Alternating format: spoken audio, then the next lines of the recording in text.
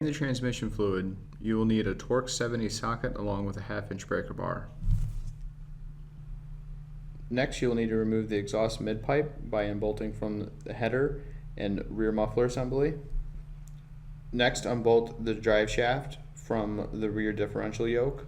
Make sure to mark the orientation of the drive shaft and yoke for later installation. Next, remove the 2 bolts for the center drive shaft carrier, and then remove the drive shaft from the vehicle by pulling the exhaust out of the way.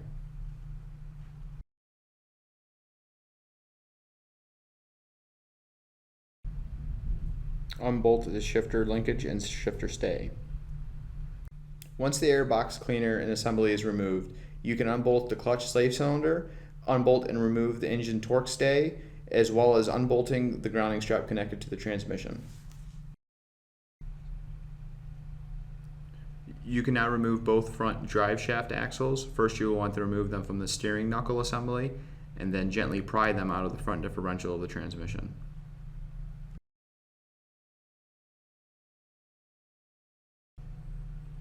Next, you will want to remove the starter. You will need a 14mm socket and an extension to remove the starter.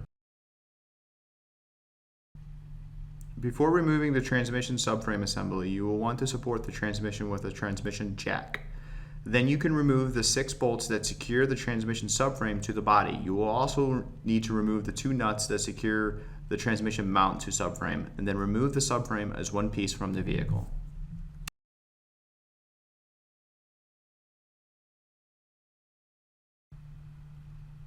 Now remove the remaining 4 bolts and 2 nuts that secure the transmission and engine assemblies. Now you can remove the transmission from the vehicle. Make sure to support the front of the engine as it will fall forward once the transmission is removed from the vehicle. Lower the transmission slowly and make sure to avoid collision with the input shaft and engine subframe assembly, as well as any parts of the body that may interfere while lowering the transmission.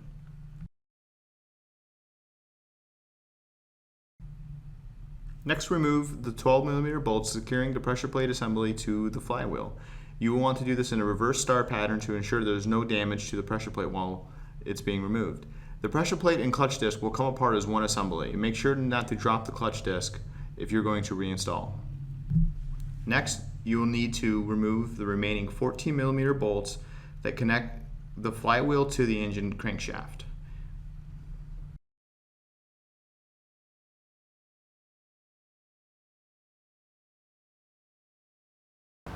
So here we have the transmission out. The customer was complaining that there was an audible noise during the depression of the clutch pedal assembly.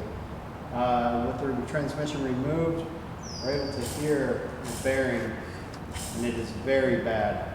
And that is also why there's a lot of red dust, because of the bearing failure. As you can hear, the bearing is very bad. There's a lot of play in the bearing, and it makes a lot of noise. If you notice here, there's a brownish, reddish color dust that is coated along the bearing. That dust is small metal fragments that have rusted, and that's due to the bearing failure that has occurred here. First, we're going to want to remove the release bearing and the clutch fork from the transmission bell housing assembly.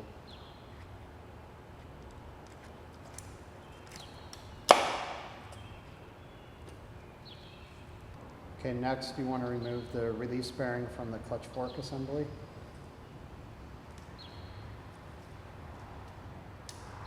As I struggle.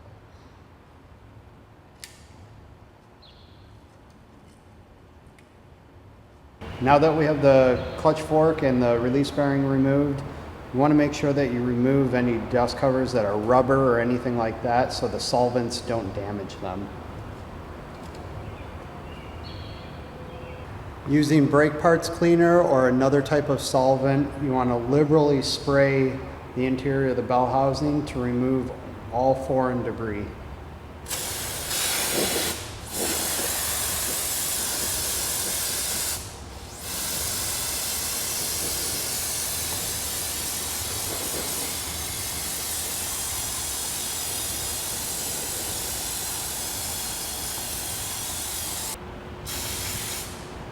During the cleaning process, make sure you use a rag and wipe away any excess foreign debris in all pockets of the transmission, and clean the splines of the input shaft as well as the fork pivot. Very important thing when ordering a new clutch and being ready for install is to verify that the spline fits the transmission.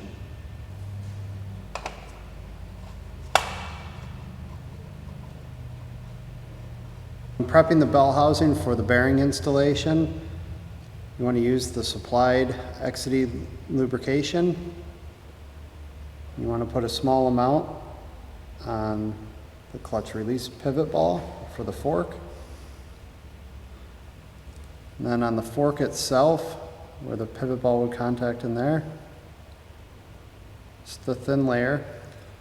And then you also want to do a little bit where the slave cylinder would contact the clutch fork, and as well as where the bearing would contact. Next, we're going to apply a small amount of grease to the coil shaft of the transmission.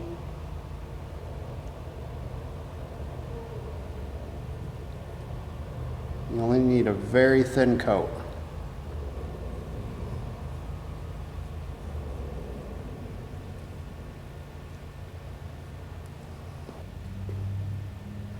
Then we'll install the release bearing and the clutch fork.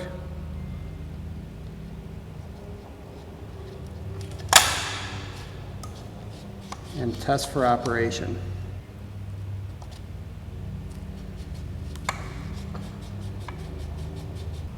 Okay, next we're going to lubricate the input shaft of the transmission. You just basically want to put a small amount everywhere, and we'll show you how to clean this up here in a second. Okay, as you can see, there's a lot of lubricant on the inside of the spline of the transmission input shaft. What we recommend doing to make sure that you don't over grease the input shaft and cause the lubrication to spin out onto the clutch disc assembly is, after you have it like this, install the clutch disc.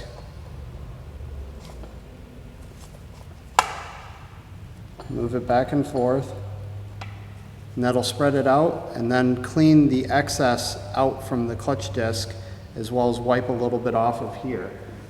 A common issue we see with pilot bearing installations that have failed is damaging the dust shield on the bearing. When you damage that, it does not allow the ball bearing and the inside to move freely. So what we recommend is finding a socket that is only going to put pressure on the outer race of the bearing, such as this, when you're pressing it in. Do not hammer the bearing in, but use a shop press such as we have here, or an arbor press, to press the bearing into the flywheel. Note how the socket presses on the outer race of the bearing, not the dust shield.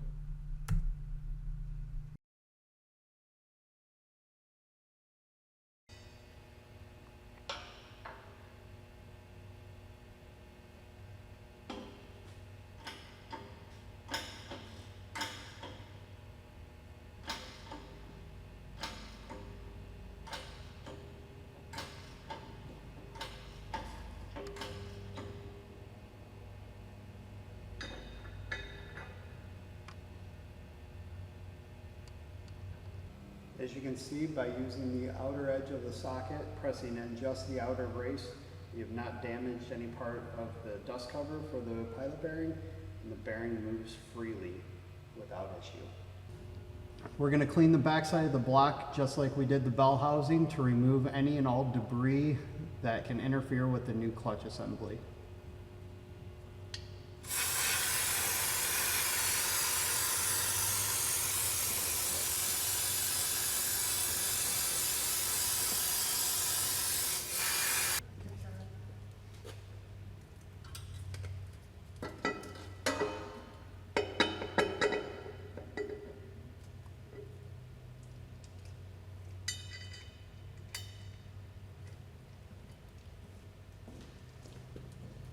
When installing a new flywheel and clutch pressure plate, we always recommend the use of Loctite, either red or blue. When installing the flywheel bolts, be sure to use a torque wrench that has been calibrated recently. For this application, you will want to torque the bolts to 54 foot-pounds, and you want to do this in a star pattern to ensure that the flywheel is seated evenly on the crankshaft. Be sure to clean the pressure plate casting of any grease or oil before installing. Using the supplied alignment tool, you will next install the clutch disc onto the flywheel. The alignment tool will position itself and center the disc to the flywheel via the pilot bearing. Now you can install the pressure plate assembly to the flywheel. The flywheel dowel pins locate and center the pressure plate assembly to the flywheel. It is necessary to tap the pressure plate assembly onto the pins when new. Just like the flywheel bolts, you will want to use a red or blue Loctite for the pressure plate assembly bolts. As you tighten the pressure plate assembly bolts, be sure to do this in a star pattern. This will ensure that the diaphragm spring is not damaged during this process. Periodically check the alignment tool during the tightening process. This will ensure that the clutch disc is still centered to the flywheel and pilot bearing.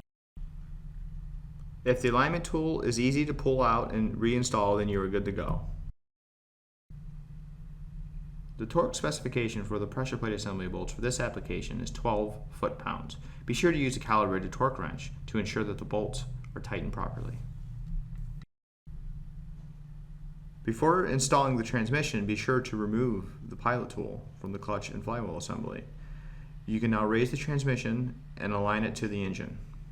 When installing the engine to the transmission, verify that the guide bolts as well as the dowel pins are lined up. This will ensure that the engine and transmission will go together smoothly. You do not want to force the transmission together. You want to push it together smoothly and then install the bell housing bolts by hand. It is good practice to install these bolts by hand and then use a torque wrench and torque to the manufacturer's specifications. Next, install the shifter linkage and shifter stay, as well as a transmission subframe. Be sure to install all bolts by hand to ensure proper alignment. Next, install the rear drive shaft. Be sure to line up the marks you made earlier. This will ensure that the drive shaft is bolted to the rear end in the same orientation that it was when it was removed. This will ensure that there is no vibrations or any issues that may result. Be sure to tighten the carrier bolts for the drive shaft. Install the exhaust heat shield, as well as both front drive axles and exhaust mid-pipe. Before installing the slave cylinder, be sure to put a small amount of lubricant on the tip of the slave cylinder. This will ensure a smooth movement. Next, install engine torque mount as well as ground cable for the transmission. Now you can install the air cleaner assembly. Be sure to plug in any sensors, plug in any lines running to the air cleaner assembly, and tighten the bolts holding the air cleaner assembly to the engine. At this time, you will also want to install the battery hold down, and battery cables. Take this time to review your work. Be sure that everything is plugged in, everything is put back, and all fasteners are tightened. You are now finished with the install. So now that we've got our new clutch installed, and we've done all the proper adjustments, you still can't drive the car how you want yet. First, we need to do our break-in period, which is 500 to 700 miles of easy driving. If you do city driving, you can get away with about 500 miles, but if you do more highway driving, you're going to want about 700 miles. You just want to drive very easy, low RPM, no high RPM downshifting, no launching or anything like that, no aggressive driving. Just take it easy for 500 to 700 miles, and then you'll be okay from there.